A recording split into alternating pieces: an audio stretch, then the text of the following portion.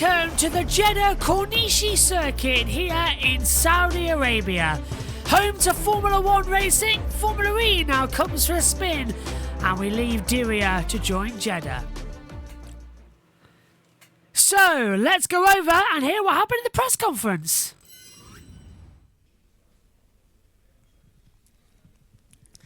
Welcome to the Kingdom of Saudi Arabia for rounds 3 and 4 of the 2024-25 ABB FIA Formula E World Championship. We're going to be hearing from some of the drivers in just a second, but first please welcome the three gentlemen in front of me. Team principals Tommaso Volpe from Nissan Formula E team on the right, with James Barclay from Jaguar TCS Racing in the middle, and Roger Griffiths, Andretti Formula E team principal on the left. We're going to start with you, Tommaso. After a tricky first round, you had some success last time out in Mexico. How are the team feeling about their chances of building on that success here with a double-header in Saudi Arabia? Well, I hope well. To be honest, the first race was very unfortunate. We had a little issue in the system, obviously, and it was very frustrating because we showed strong pace already in the first race. So it was very frustrating, but it didn't change our confidence that this season we can have good results.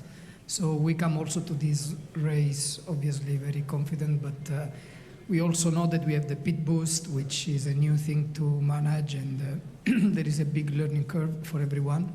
So there is a big question mark who will start learning and finding new things, and also we know that this season many teams will be stronger manufacturers, and even teams and manufacturers that might seem not particularly strong at the beginning will recover for sure. You obviously mentioned pit boost there. I know a lot of people are looking forward to finally seeing in action tomorrow.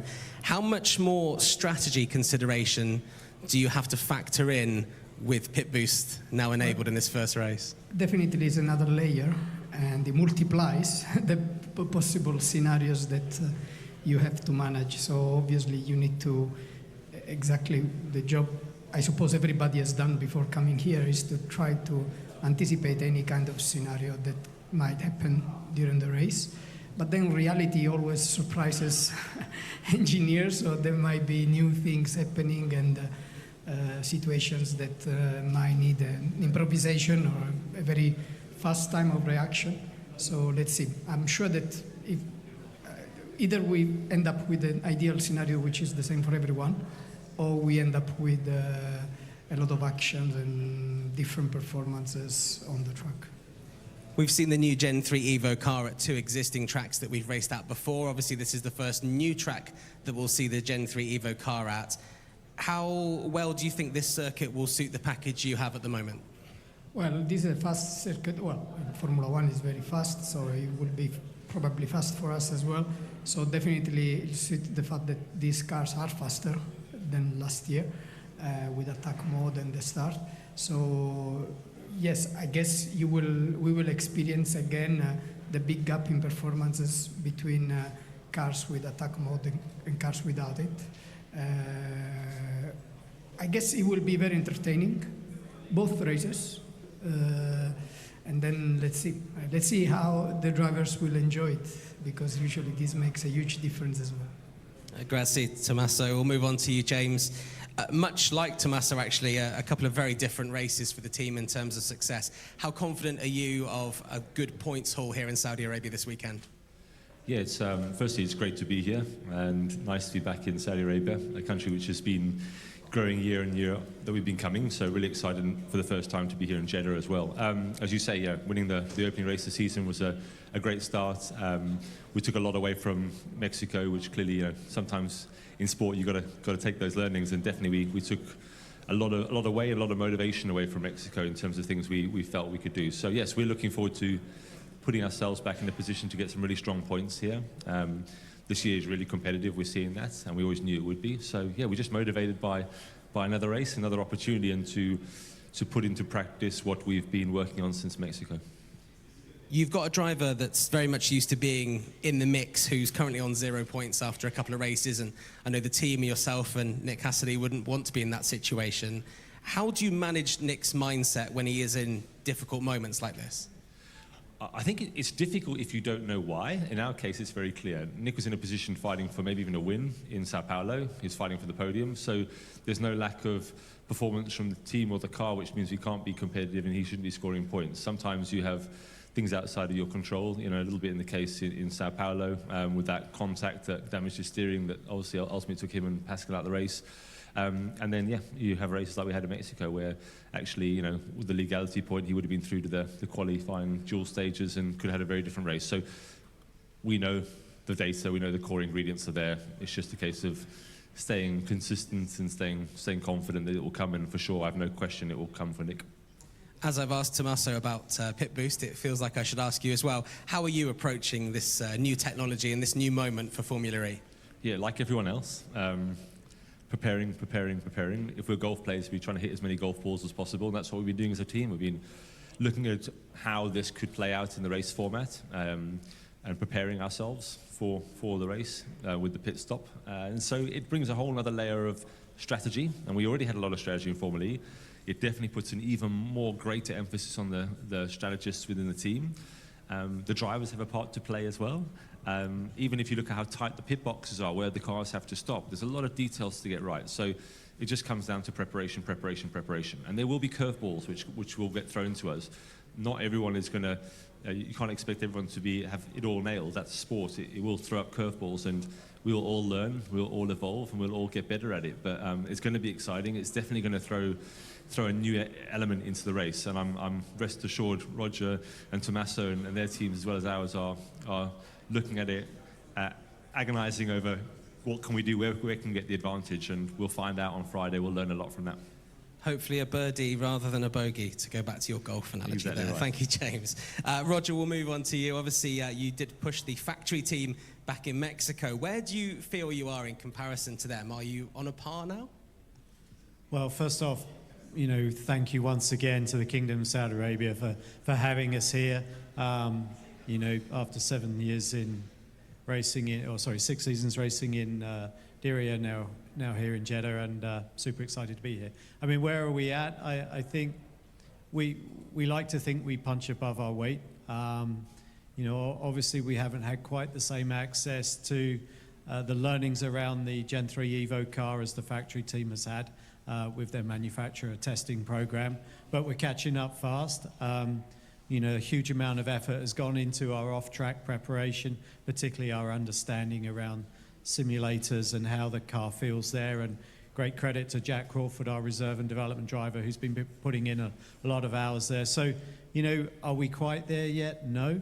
Are we fast catching up? I think yes. So we've certainly seen a more competitive team in the opening 2 rounds than we had at, say, the tail end of season 10. So very pleased with the way that off-season development work has gone.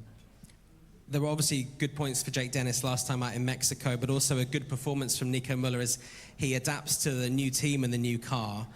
How do you feel he's getting to grips with both of those things? He's been developing super well. I mean, he's a very professional driver. It's something that we've seen immediately, really. You know, a driver that's been groomed by a manufacturer. We see the discipline in his approach, his work ethic. He's pushing Jake pretty hard. He's got Jake even more engaged than he already has been. You know, he's getting to know the team. He's a very friendly character. We're trying to give him an environment where he can grow with us as well. You know, not to put any barriers in his way. He's very keen to come to the factory to be working with the engineering group to get to know the mechanics better. So, you know, he's a great asset to the team. You know, he's learning the car as quickly as possible. He's had the opportunity not only to work with us, but as a factory Porsche driver, he's been exposed to their environment as well. So I think we're giving him as much opportunity as possible to get up to speed as quickly as possible. And here is your designated pit boost question. I'm not going to ask you the same question here. How do you envisage the pit boost coming in will change your use of attack mode in this first race this weekend? I mean, it's not a straightforward answer. I mean, I think we can all have the most ideal strategy in the world, but we know Formula E, it lives and is famed for the chaos. And we can, you know, look to use perhaps an early attack mode to try and break the convention to get out in front. It really depends on where we qualify as well. I mean, that plays a huge part of it. So I think we have to approach this very open-mindedly. As like I said, you know, you can have the perfect strategy, then something happens, puts you on the back foot.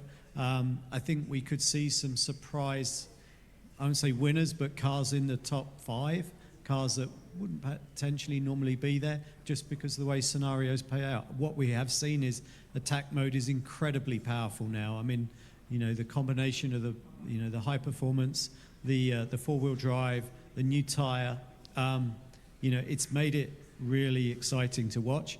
And rather last year you were trying to get rid of it. Now you were excited about the anticipation of using it. Excellent. Thank you very much, Roger. We've got time for some questions from the assembled media here. So if you'd like to ask a question, please raise your hand. I think I'm going to have to give you the mic. Nick Golding from Racing News 365. Question for James. Ahead of Mexico, Nick was saying that Jaguar are a bit behind Porsche. If that is the case, if so, how's that happen and why? Or is that actually a bit of mind games on Nick's behalf? Well, listen, we won the first race in Sao Paulo.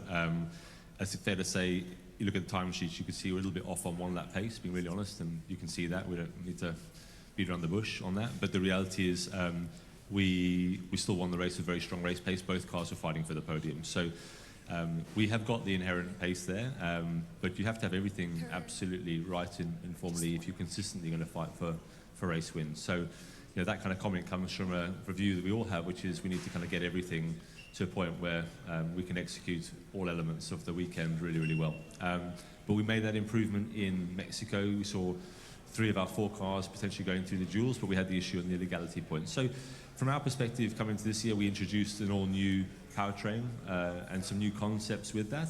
And we've taken a view that, you know, we have to have run this car for 2 years. So it's a little bit like the, you have to play the long game as well. And if you look at our start to the start of this generation, we took a little bit of a while getting on top of our I-Type 6, and that went on to be, you know, the most successful Formula E car we've produced and won more races, more pole positions. And, you know, we judge us by our season, is what I would say, not by the first of 2 races. So that's the way to look at it. And we think we've got some really good potential, but we need to work to get that out of the car. And this weekend will be another opportunity for us to test and learn. But I think we've got some really, really good progress since Mexico, and let's wait and see. Everyone is going to continually move forward. That's the point, though. It's not a static target, but from our perspective, yeah, judge us by the season, not by a couple of races. And we've won one of those races.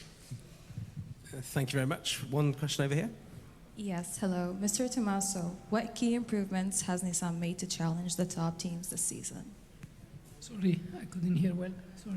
What key improvements has Nissan made to challenge the top teams this season? What?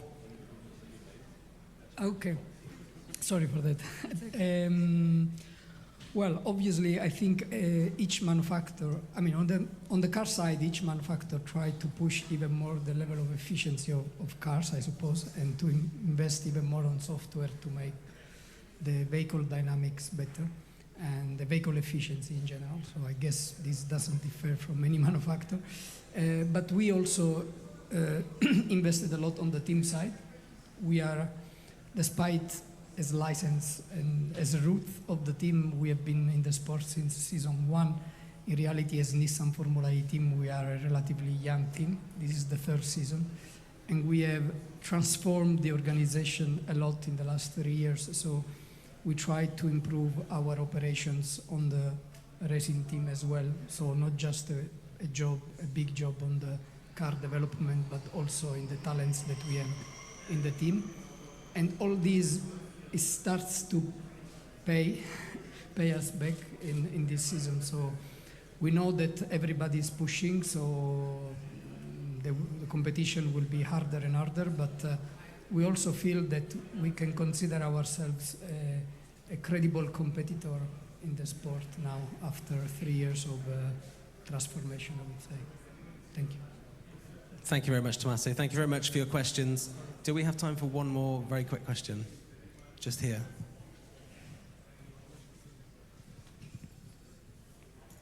First of all, I'm Rawan Hamdan from الشرق الأوسط newspaper, the Middle East.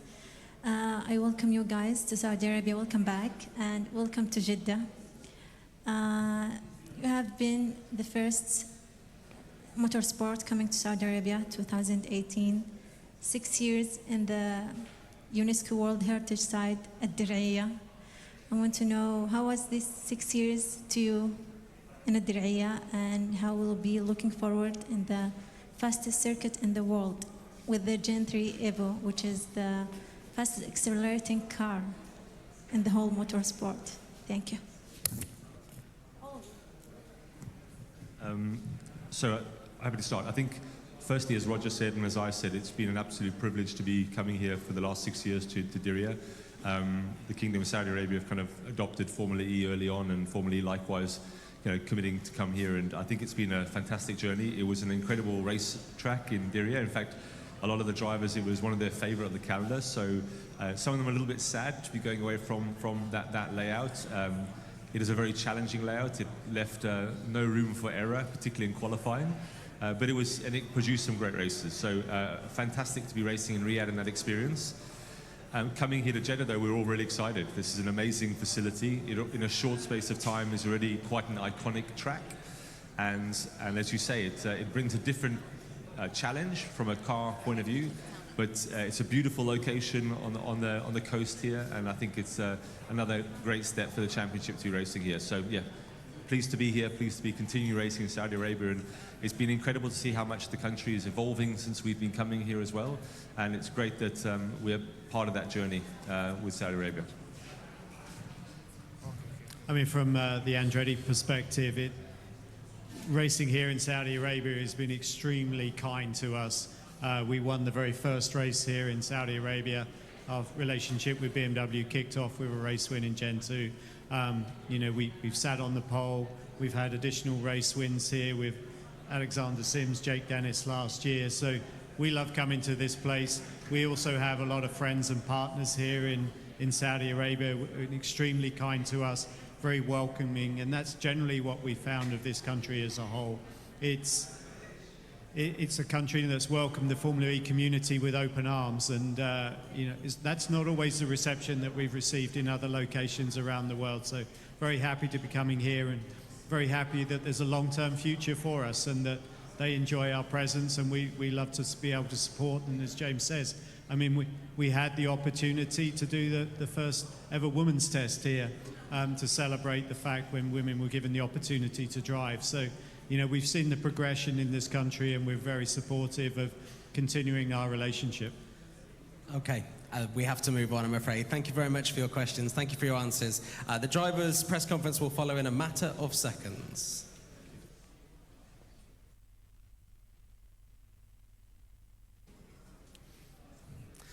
Okay, please welcome our three drivers here ahead of rounds 3 and 4 of the ABB FIA Formula E World Championship here in the Kingdom of Saudi Arabia. From right to left, we have Antonio Felix da Costa from Tag Heuer Porsche, Taylor Barnard from Neon McLaren, and Stoffel van Dorn from Maserati MSG Racing. And we'll start with Antonio. Antonio, you've had a nice few weeks being the championship leader. You must come into this weekend feeling rested, feeling positive, and ready to have a crack at this brand new track for Formula E. Yeah, it's been, business as usual, to be honest. I think from midway over last season, we've definitely clicked in terms of performance. The package, the team and myself, and we definitely had a good start to the season this year. So many unknowns this year, to be honest, with the new tire, the new way of using the attack mode, now the pit boost this weekend. So, to be honest, we've just been putting our heads down and digging deep to try and, anticipate all of the scenarios that might happen to us. But yeah, we had a little bit of time off. I did race the 24 Hours of Daytona, so spent 2 weeks out there right after Mexico. And it didn't really feel like a holiday, to be honest. Speaking of pit boost, as someone that's been here from the start, are you pleased that pit boost does not mean you have to get out of the car and get into another car? Yeah, I mean, my shins suffered and my knees suffered a lot, and I'm a small guy. I think some of the bigger guys were suffering more when we had to jump from one car to the other.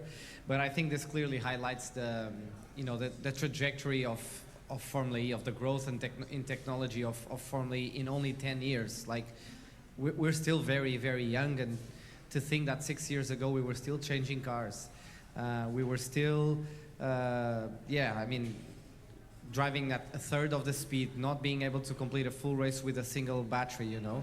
And now not only we're doing that, but we're going so much faster. The technology we're having in the cars is huge. So yeah, it's been fun to be a part of this. I think it's important to also, you know, take the stigma out of people, you know, somebody that is still not convinced of buying an electric car for their day-to-day life, you know, because you have to stop for hours to charge it. I think this is another big step in getting that out of their heads. You know, we're going to be charging 10% in 30 seconds. That's huge, you know. So yeah, I'm happy to be a part of this and to see it hit the track.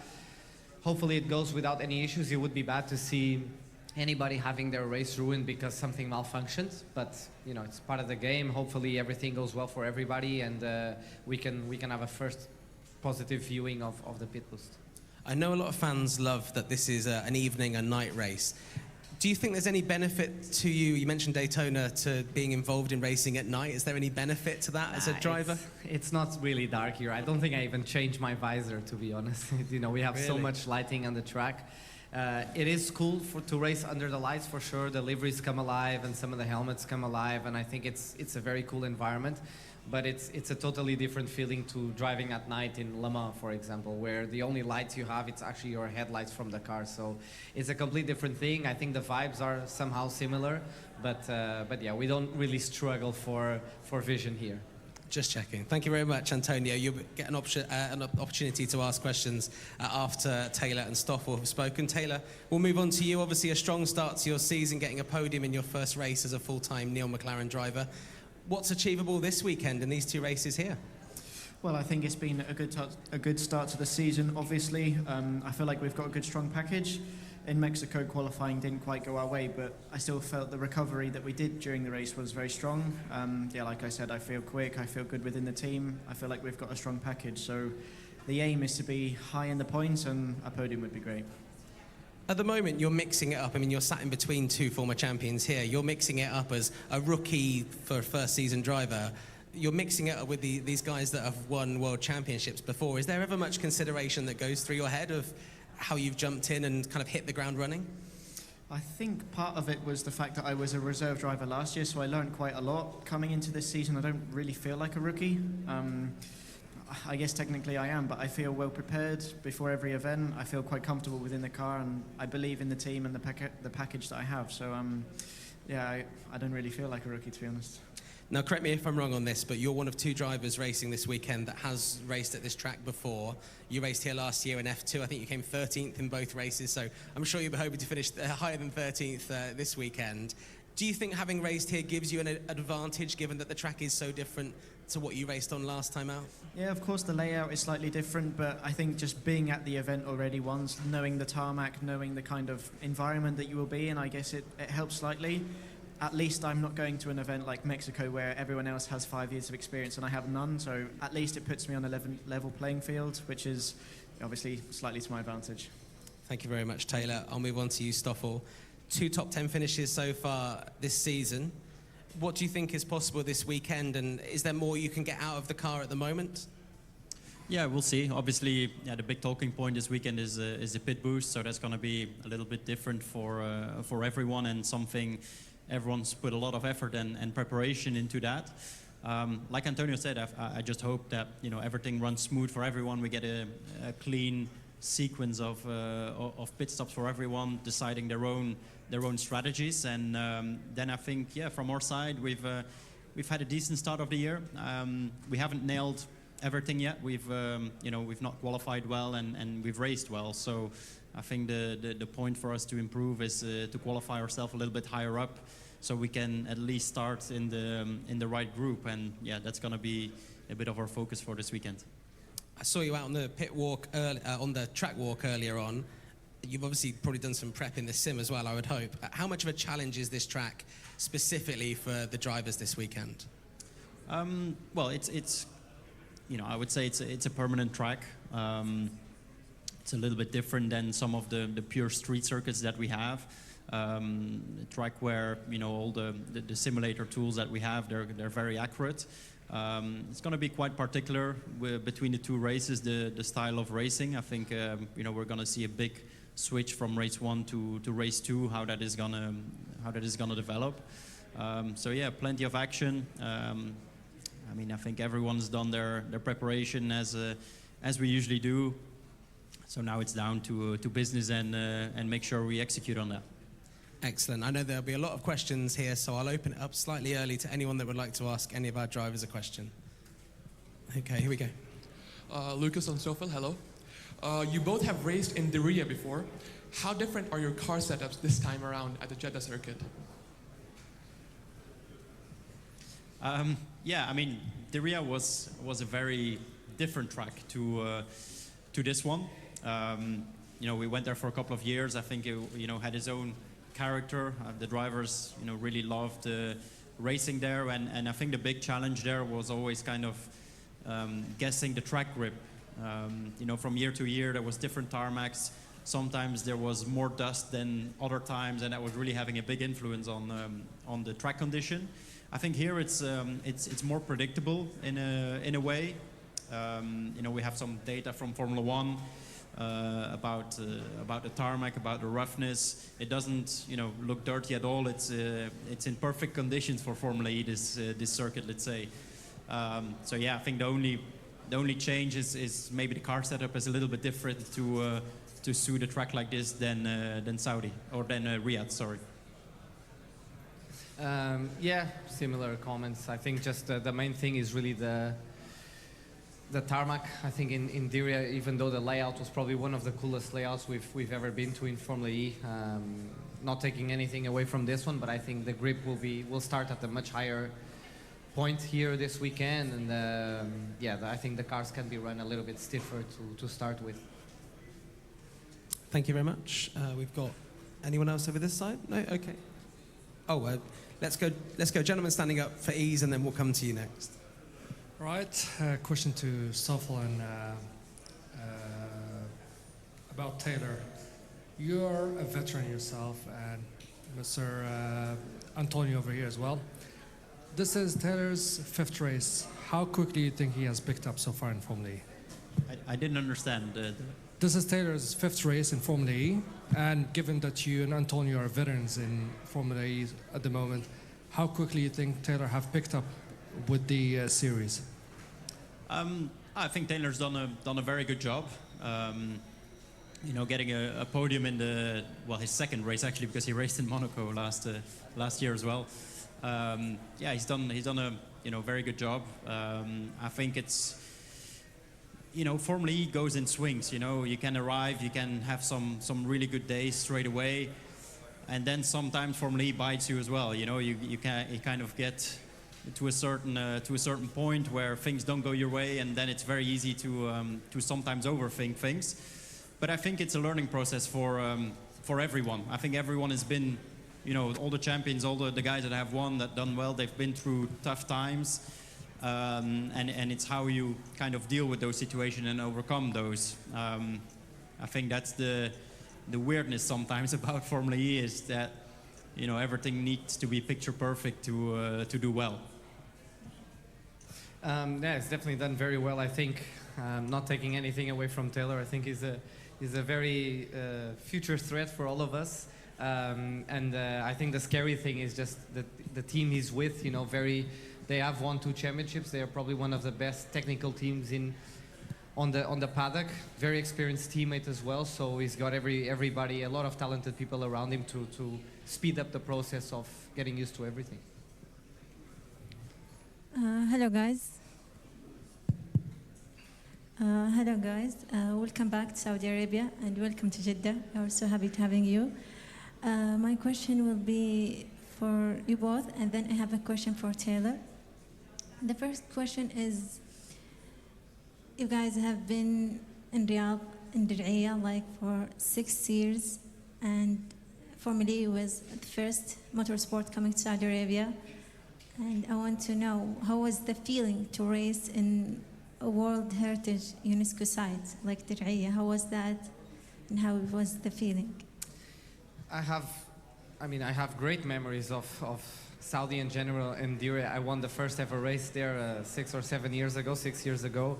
And also to see how the country has developed, the speed of development of the country. I mean, from simple things to being able to just jump in an Uber to going out for dinner, and you know, it just feels like, yeah, a normal place. And it's been great to create some history here for Formula E. I think we've produced some amazing races here, and yeah, first time in Jeddah for us. I think the Diriyah track, correct me if I'm wrong, but they're building something else there, so that's why we have to be here. And yeah, just things running their natural course. And I think, you know, Formula E has a big tie to Saudi Arabia. They're also heavy investors in the series, so it's great to give back to Saudi Arabia. And we are always super well received here, so it's a race that I really enjoy coming to.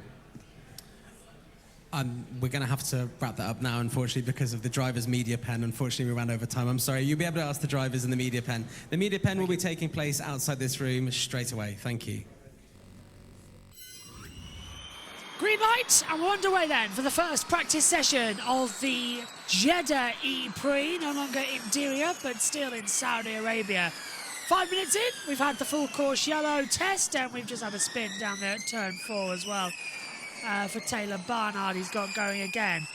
Hello everybody, welcome to live coverage here on JB Motorsports and on Formula E Zone. I'm Joshua Birch, alongside me Jack Pickering and Jack.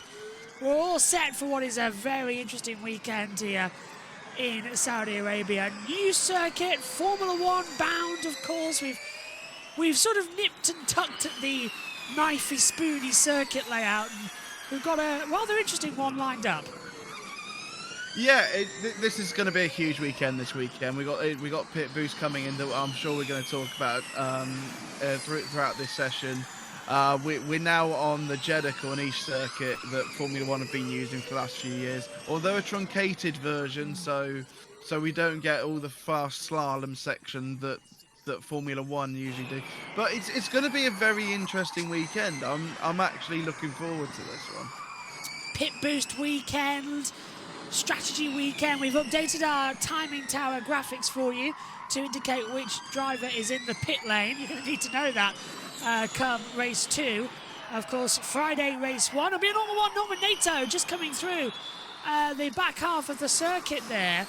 Exit of, it's hard to tell this area where he is. It's down at... this is coming into turn 8. This is the bus stop chicane here. So it's what is Formula 1's layout, turn 20. This was then, for them, turn 5, 6 and 7. Just having an overcorrection on entry.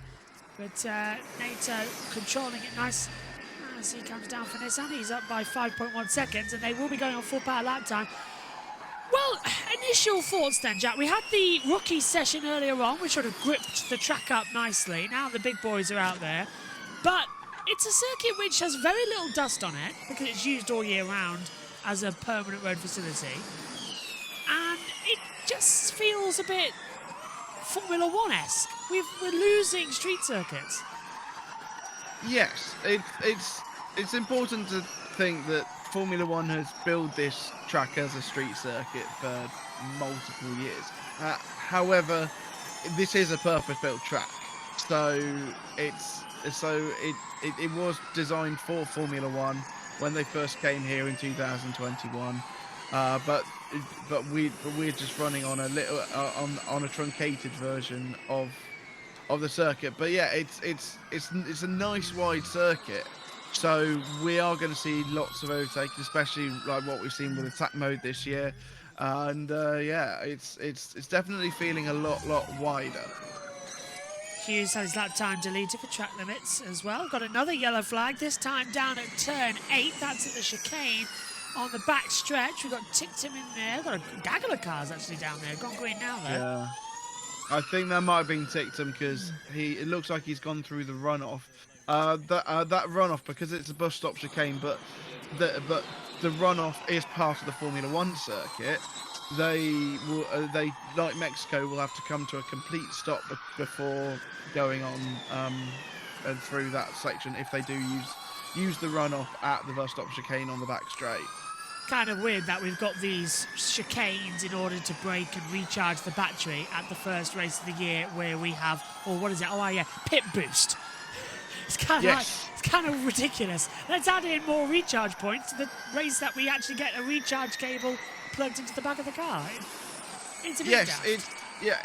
It's baffling for me because mainly because the races are the same length. So the race on Friday and the race on Saturday are the same length. It's just the one tomorrow has the pit boost, so they'll be pitting and charging up. It wouldn't, which confuses me greatly because if we go back to the Gen 1 days, the double headers they had. So they had a shorter race on the Saturday, longer race on the Sunday, and now we've got something where we can charge the cars, and they're doing shorter, and they're still doing short races. It's daft. It really is daft. If my opinion, this should add at least 5 or 6 laps to the race. We're pushing an hour now, but we should be more. But yeah. What have been your thoughts then on the opening 2 races? 2 vastly different races for Gen 3. Yes. So when we talked when I was out in Madrid, I was very, very excited for the season, and it felt like the most exciting season that we were going to embark on in a while with how attack mode has changed, with the idea of pit boost coming in, and so obviously we're yet to see how pit boost will work, but the attack mode has completely changed it on its head, and people are using the attack mode like it was intended to now. And so honestly, I think it's added so much to the race. And yes, we've seen in both races so far that it is sort of luck, and when you activate your attack mode, and it happened to Mitch in Sao Paulo and to Ollie in Mexico, but it's that's what happened. You did strategy to perfection, and luck came your way, and you capitalised on it. Oh, a little bit of curve there for Jean-Eric Verne. He's having problems with the chicane. Locked up earlier on down at 8, 9 and 10. I agree with you. The opening 2 races are very much strategic luck to get into the right place at the right time. And Mitch Evans as well, counting on 2 red flags in Sao Paulo. And the sort of exciting drama that was Mexico as we go from Cassidy. I'm sure they've run many. Aggressive on initial throttle. My traction and drivability is not there. I want something more smoother, more easy. Something more smoother and easy for Cassidy as well. And that's worrying because he's my pick a winner for tomorrow to come in already. Muller's damaged the wing. I think he might be on a cooldown. Like we can't really see from this angle. The wing looks all right to me, but yeah, not sure. It was slow. Yeah, no, it looked all right in that 1 second of close-up that we got, but yeah, it's interesting to see Formula E cars on this circuit. I just wish that we because this circuit, it just feels a bit too truncated. Obviously, we can't do the full. We can't do the full Formula 1 circuit because otherwise the lap times will be upwards of 2 minutes. Whoa! However, there's a McLaren that was blocking Da Costa. Da Costa's fuming. That's coming through into turn 7 there, so that's just before the bus stop chicane. It is Sam Bird. Fuming. Yeah, it's Sam Bird who was coasting, and Da Costa having his hand up and gesturing to him. That was very nearly an accident because it's sort of, yes, it's in plain sight. You can see the drawing distance coming, but you're accelerating so fast coming out of turn 11. You're sort of surprised how quickly it all comes towards you in 1 second. Well, yeah, and this is something that we saw in the rookie practice as well, between the Envision of Zach O'Sullivan and the Jaguar of Jamie Chadwick, where Jamie just wasn't told that Zach was on a flyer, and they came together coming into that very section of circuit. Well, I would say dive bomb like a missile, but saying that in these parts of town, historically, is not usually the greatest ideas. No. and also in that session, Kvyat was there, so yeah. Oh, that's true, yeah. Nobody expects the Danny Kvyat torpedo. Oh, Tom Brooks described this in commentary earlier on as the... Oh, I'm going to interrupt myself because we've got Cairo down there. Going in so far. We've got a brand new circuit this weekend, things like pit boost coming on. Does that give you confidence that there might be a chance to shake things up a little bit? Yes, obviously, we have a new partnership with Porsche this year. For the team, it's a new car to learn, new software, new car. We are the only team basically swapping the manufacturer's supply. It used to be our own things, and now we work with Porsche. So with a very limited testing in Hirama and then 2 race weekend, we try our best to learn the car as quick as possible. Huge fans from Porsche, they are really helpful. So hopefully this week is the first double header. We got more track time. We also got EP0 to gain additional track times with the rookie. Mikhail did a good job this morning. A few hours ago. So we hope to making a bigger progress with this weekend. So of course we've got pit boost coming into play tomorrow. What do you think that might do for your chances within a race? Does it really mix things up where you suddenly have extra opportunities to maximise your points? Yeah, definitely. It's going to create extra opportunities for everyone. It's going to create more uncertainty. We try our best to prepare all the scenario. Obviously, it's the first goal for everyone. There could be surprise in swinging in the good side or bad side, but you know, we try to do a lot of practice for the boost. We try to consider a lot of different scenario with the strategy. So let's see. Other exciting news for the team, of course, introducing Idris Elba into the squad. How did that come about? Yeah, so that's a very cool thing.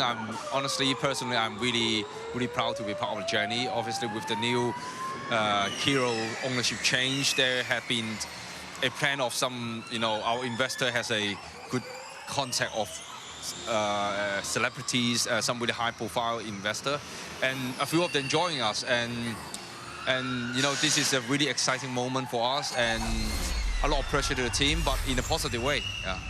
Excellent stuff. Thanks, Alex. Thank you.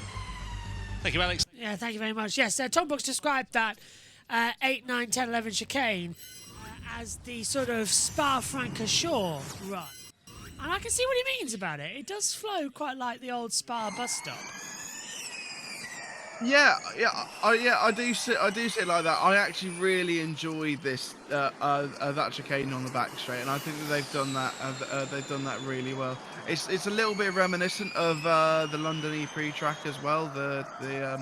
On the back straight of that track, but yeah, it feels like a good. Oh, as that was Jake Hughes kicking out the rear. He's on the 350 lap. But yeah, no, I do really like that chicane on the back straight, and yeah, it's probably my favourite of the chicanes on the circuit.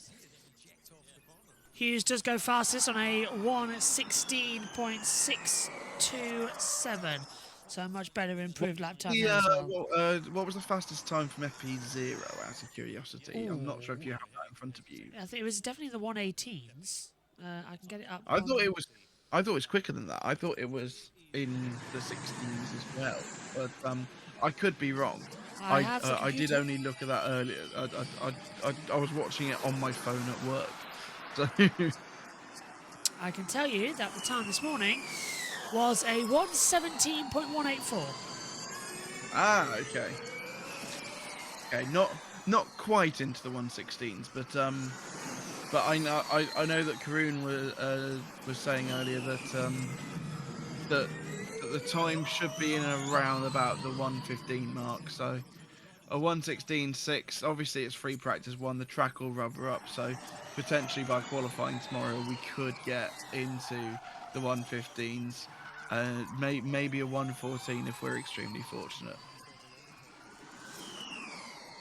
A lot of good action, a lot of good running then coming through here as well.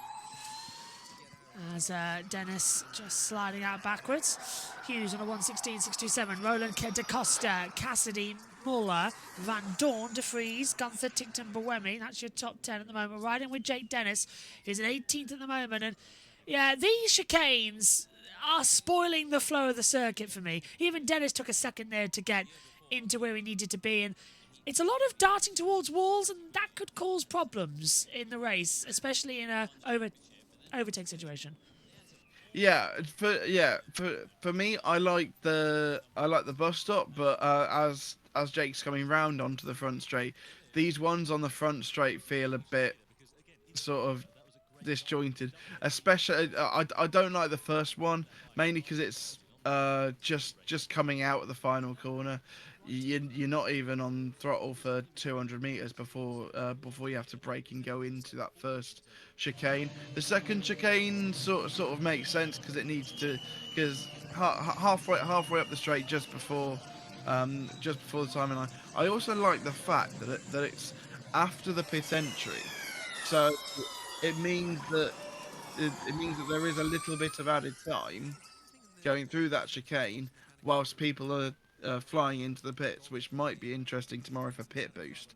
But yeah, but yeah, that first chicane, it just feels a little bit unnecessary. When if there was only that one chicane halfway down the straight, both straights would be shorter than all the Sao Paulo straights, the straights in Shanghai, and so yeah, it doesn't really make too much sense to me why they put two. I'd understand if they had one on the straight, but two is a little bit overkill for me. Just having a new look at the pit boost. They're testing it in this free practice session. It's the first time actually we've visibly been able to see it as much. They usually test it at the end of a practice or in a shakedown situation. And already Jaguar sort of breached the procedure because you're not allowed to double stack coming in Sunday. Which is what they've done. One thing that I would like to note, because I have been fortunate to see it trackside, not just at Madrid last year, but at Valencia the year beforehand. Basically, there are three lights on the car that will start flashing. The two on the rear sort of, I don't want to say the rear wing, 'cause it's not really a rear wing, but the rear sort of... The flap, yeah. Sort of, yeah. And the one that goes down the middle of the halo. And those three lights, they will plug in, and then we'll start blinking white lights. And then the lights will, over the 30 seconds, they will get quicker and quicker and quicker until it goes to a solid white light, which is when they can release the charger and off they go.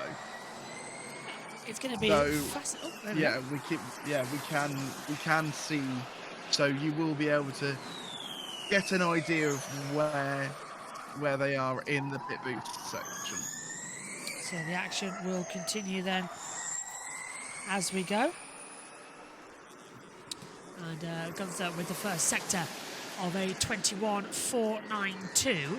Yeah, both DS's in 350 now. Vern will be hopefully getting quicker and quicker, but he's running on his own. Yes, he is. He's into the last chicane now. So Vern not doing great sectors. What's his overall lap time position? 15th. He'll improve on that, but will he go ahead of Hughes? Oh, even this chicane's catching me out. It's literally just the safer barrier area. You can see where it joins up for the concrete in Formula 1. Over the line for Vern then. Second fastest, 1:16.744. Fastest of all in the third sector. Hughes was fastest sector 1, personal best sector 2. And I think this might look very good for DS Penske. A team that did look good actually in the simulation race earlier on in the year where we had pit boost, but it was again, guess who? Yeah, Porsche, who did really well then as well. And it's third for Gunther. Yeah, DS had some problems with Max Gunther in that simulation race, if I remember correctly. But it's been given the all clear to debut here. Many different Here's scenarios on the radio. they'll have been preparing for. Oh, I think we missed that. F13 especially, I'm like, again, kind of getting okay, trying not to load the car too much, and then it still like snaps around in the rear. Just So Mitch Evans there, not happy with... Oh, we did get Mitch, sorry. Just in the end. Sorry about that. I was wondering if we would hear it as well, to be fair. It came through in time. So, yeah, Pascal Wehrlein now on a lap here. Looking strong as well for Wehrlein. Fourth in the championship at the moment. Seeks a third consecutive pole position in race 1 this weekend, if he can get it sorted. But stats are sort of against him. He hasn't had the best start to a season. Of course, Sao Paulo diving into the wall. Got better in Mexico. Yeah, the Porsche powertrain so far looks absolutely mighty. It looks like it's between them and Nissan. I have been speaking to people, and people do have said that it could be a bit like season 9, where Porsche sort of ran away with it at the start, and then Jaguar sort of came back and fought Porsche for the championship. But Jaguar obviously got the win in Sao Paulo, but their pace over the course of the weekend, had it not been for that, had it not been for the accidents, for the accidents and the well-timed attack mode, it may not have been the same case for Mitch Evans and Jaguar. We've got Wehrlein and Roland to proving your point there, Jack, as Nissan and Porsche 1-2. Yeah, Roland ahead of Wehrlein. Maserati in there too with JQs. Out comes the pit boost. Can't tell who that was, but coming in. No, it was one of the DS's. This is Hughes in the pits. It's whoever pulls out. It was Max Gunther. There we go. And they're under investigation. Jean-Eric Verne and Max Gunther are under investigation for a pit boost infringement. Okay, that's interesting. I'm not sure what that would be. I'm assuming it could be something like they didn't have it plugged in for the correct amount of time, or like something like that. A double stack, yeah. Or a double stack. But if so, Jaguar would also be on there, because we saw Jaguar come in with both their cars. So that's true. So it could be something similar. Oh, Degrassi getting on the AstroTurf braking strip and losing the rear of the car. It's a scruffy lap here for Lola, but yeah, it's gonna be it was a very wild lap, but it's an improvement up to 6th regardless. He's very much throwing that Lola Yamaha apt around as we take a look into the Andretti garage. This is Dennis's radio. Between driver and engineer. Maybe we could go that one moment. a little bit softer on the front bar, if you like. So a softer front bar. Yeah, mechanically I'm relatively happy with the car. Maybe we could try softer front bars as well. So we got the text on the radio, but not synced up. At least Formula E are trying with new graphics this weekend. You'll see in the race a side-by-side and driver tracker. We're going to have about 4 different cameras on screen at once on Saturday's race. Yeah, there's a wealth of new TV graphics coming in for this weekend. So and some that were trialed in the rookie session. I don't think I've seen any in this session so far. No, I haven't seen one. But we will be. Yeah, there will be multiple side-by-side footage. We've got the top-down drive to survive shots.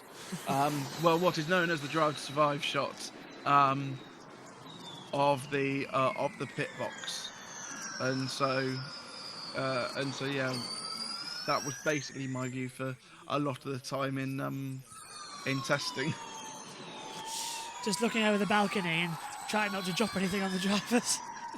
Yeah. I dropped my phone over the side of a wall the other day. Oh, God. It's fine, but yeah. Thankfully, I didn't do that in the pit lane in Valencia. Yes, that would have been the worst thing you could possibly have done. Yeah. Wasn't there? It was in. Rip Jack's in phone. 2010. Was it 2010 in Bahrain when Robert Kubica found a phone in his cockpit? Oh yes. Do I check it out or do I come back in? And he said, box. Yeah, I remember that. Yeah. How does a mobile phone end up in a driver's cockpit? I have no idea. Yeah. It's one of those days. Because 2010, it would have been pre-flashlights on phones, so... Yeah. There wouldn't be a reason to put the phone to help see better, so... Yeah, to still hold it up like a flip phone, let the actual display be a light if you were out. Yeah. At a concert or something or other. Yeah. So, Back yes. when everyone used lighters instead. Oh, that's true. Very true. Very true. Fawemi goes 5th. And Ed says Mechanic was probably putting a belt on Kubica to get a podium. Has a bet on Kubica to get a podium that season as well. Not the best year for Renault. Raul Kubica in 2010 when he moved over from BMW Sauber. He was quite annoyed actually because he left what was BMW but still Sauber, as we're going to get into it again. As we're down to the bits of Nissan. On the screen over the side of the pit lane, Oliver Rowland, top of the timesheet. A reflection of the last few races, if not the last few races of the season before. The man's on fire. Yeah, of course, we are on fire, the team as well, and the car. But definitely Oliver is putting together, is in a very great shape. But just first laps of pre-practice one, so let's see in the race. It's interesting when you think about, historically, the success within Gen 3. It's very much always talking about Jaguar power, Porsche power, but now it's Nissan power. It seems like you have everything to bring the fight to them, if not go one step further.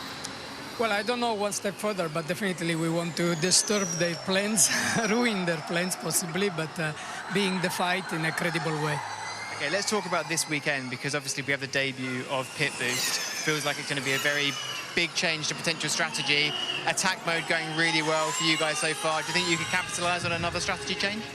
Well, the Pit Boost, I think, will be a steep learning curve for everyone. So hopefully we master it since the first race, but I wouldn't be surprised if some teams that might be not considered among the best might surprise everyone else because they find a way to use it better than others. Because again, it's a very steep learning curve, and we all have a lot to learn. So we hope that we have done a very good preparation and everything will go well. So we will achieve a good result, but fingers crossed, let's see tomorrow. But in terms of result, doing what you did in Mexico, you'll be a happy man.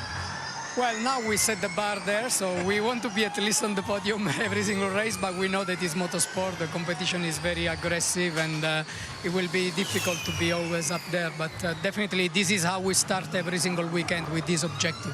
Thanks, Tommaso. Thank you. Thanks.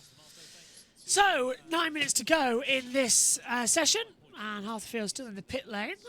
Majority coming back out to do some longer runs as well. And I'm just hoping that we're going to have a smooth end, as Norman Nato is flying at the moment in these two sectors.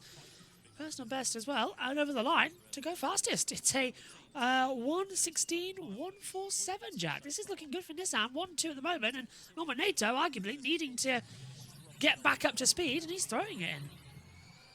Yeah, Norman's really fit back into this Nissan project well. He spent a year at Andretti before he was dropped for Nico Müller, and then he came back to replace his former teammate Sasha Fenestras. And the main reason they brought Norman in is because Sasha wasn't close enough to Ollie.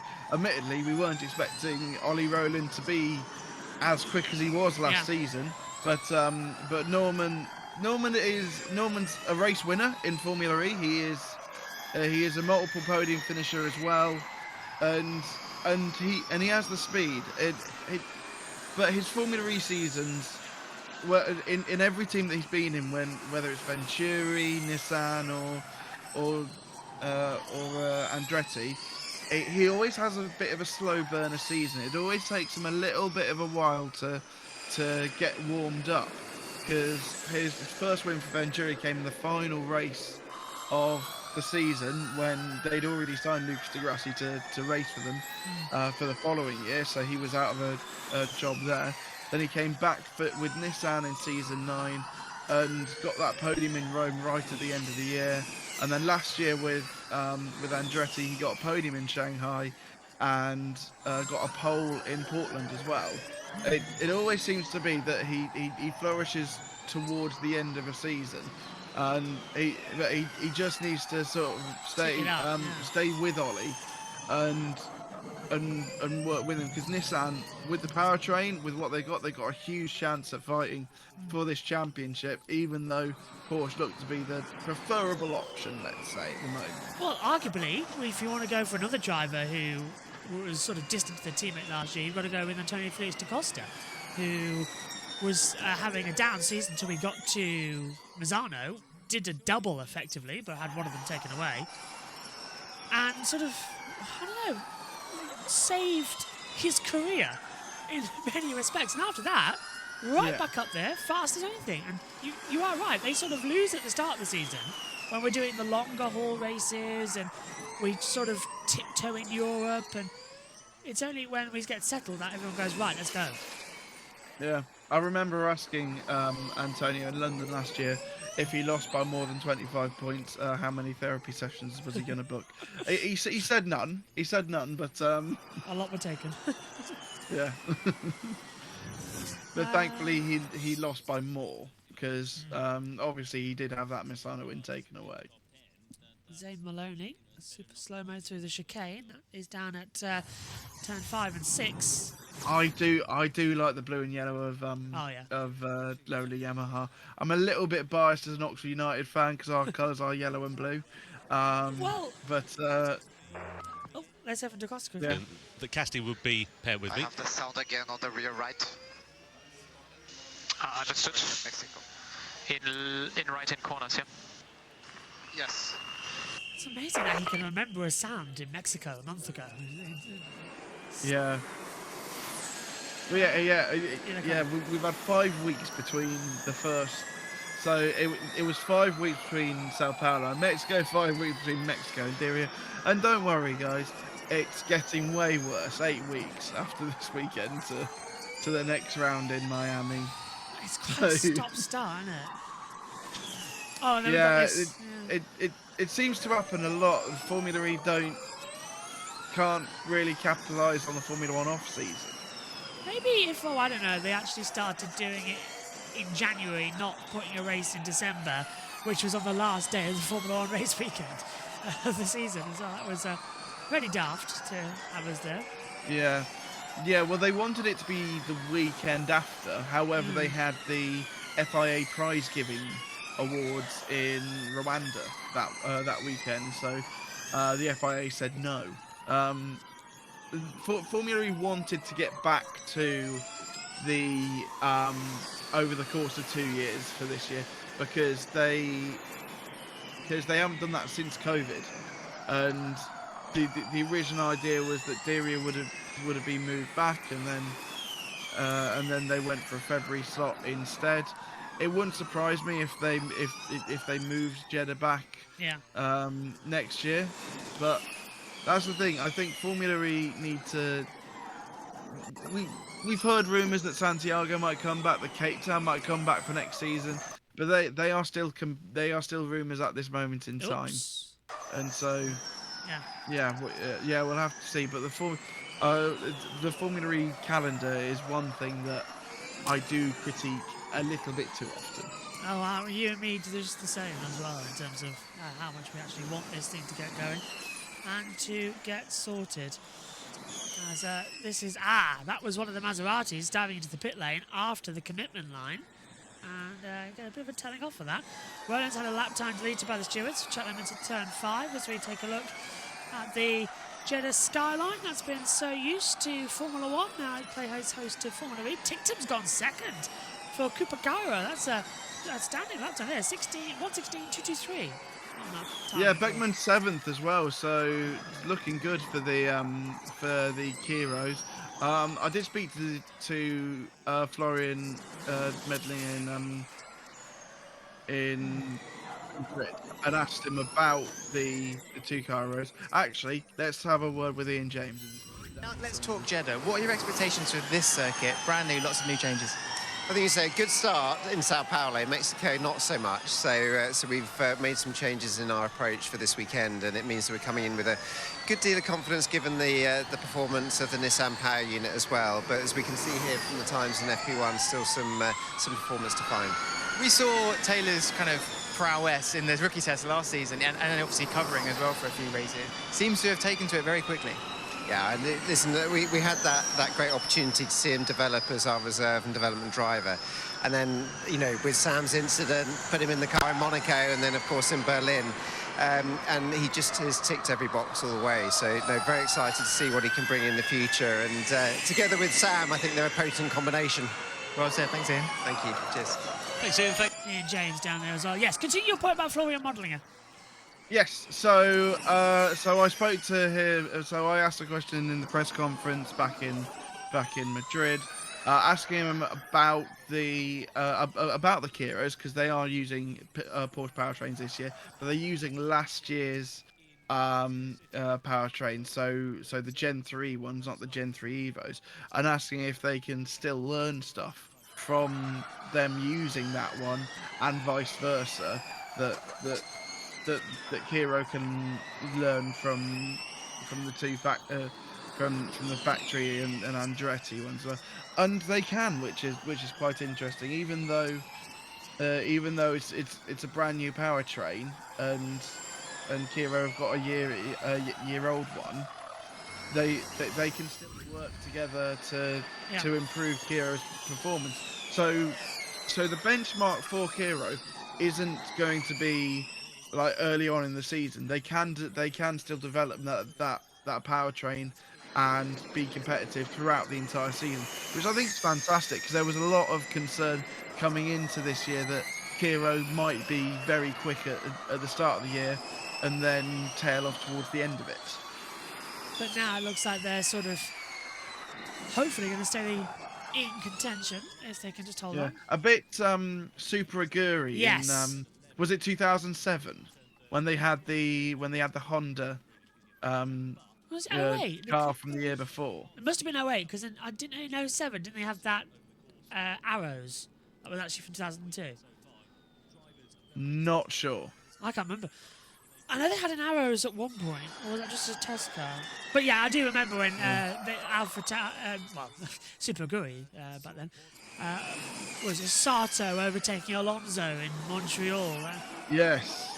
They were such the underdog team. It was fantastic as the flag comes out to end the first official practice session of the weekend here. A little bit of a lock-up for Evans down to turn 1 as well. A few drivers coming in. They're all stacked up together. They really want to get a slipstream run. And lights have blown, apparently. There's no LEDs on, so they've had a failure there. Hope it's not like Hong Kong all those years ago. Well, I'm glad it's those lights and not any other lights around the circuit. For Formula 1, there's 4,600 odd bulbs around this circuit. I presume that's probably about half for this one. Yeah, I would imagine. I would imagine. So easy for me to say. I'll put my teeth in for tomorrow. Everyone's knackered. I'm just happy that I get a couple of hours sleep now. Yay! Yeah. Being dragged. And actually, Tommaso Volpe will be smiling a lot, because that's a 1-2 for the team. Oh yes, so you're right. Yeah, great job from Nissan then, and going strong from earlier on in the session as well. Mortara goes third for Mahindra, so big up from them. Bird as well for McLaren. Yeah. Shot out lower there. But yeah, Kushmini topped the rookie practice, so it's continuing good form for Mahindra. We'll see what happens tomorrow. Here's Roland. A very good session to start with, so plenty of things to debrief down here, but good stuff. Okay, good stuff. As we come through the back half of the circuit, 10, 11, 12, 13, and the lights now activate as what our Formula 1 grid hatchings become Formula E grid hatchings. Ah, the lights are now working. They are, that's yes. good. They had failed earlier on because they weren't activated with the red to signify the end of the session. So at least they are working now, although that other panel isn't, so just the start lights are working. Yeah.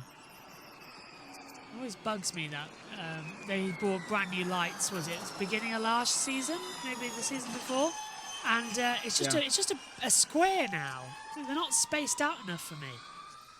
Sets everything off. Yeah. Still, you can't miss them in night racing. Only night racing. No. David Coulthard in my ears now as well, so that's going to be a lot of fun. Coming into tomorrow, as he's here for the doubleheader, alongside Karun Chanhok. Yep, thank you very much there, Tom. So, Nissan are they just going to go straight down? They are going to go straight down to Nicky on that one. and a lovely coming up feature as well, which is still part of their FE show. Okay, so we'll run you through the full times then. It is Oliver Rowland fastest on a 1:15.849, closely followed by his teammate Norman Nato, who goes second. Eduardo Mortara is third, Sam Bird fourth, Dan Ticktum's fifth, Pascal Verline sixth, Stoff Van Dorn seventh, eighth for Antonio Fish to Costa, Maximilian Gunther's ninth, and Mitch Evans goes into 10th. Nick Cassidy is 11th, and Nico Muller in 12th. David Beckman is 13th. Jake Dennis 14th. Nick DeFries is 15th. Jake Hughes 16th. Robin Fry 17th. Jean-Eric Verne 18th. Sebastian Bromley 19th. Zane Maloney 20th. Lucas Degrassi 21st. And Taylor Barnard in 22nd place. Okay, Jack, thoughts going into tomorrow? What are you going to expect to see? It's Formula E. It would be stupid of me to make predictions. It is. It's a new circuit for everyone, and so it's going to be interesting to see who is quicker. It looked like Nissan are very good. Mahindra are in good form as well. So we'll have to see. Thank you, Jack. Thank you, everybody, as well. We'll be back tomorrow for all the action. Practice 2, no, he said practice 3, qualify, and the Prix coming your way as well. We'll see you tomorrow then from all the action here from Jeddah for round 3 of the season. Bye-bye.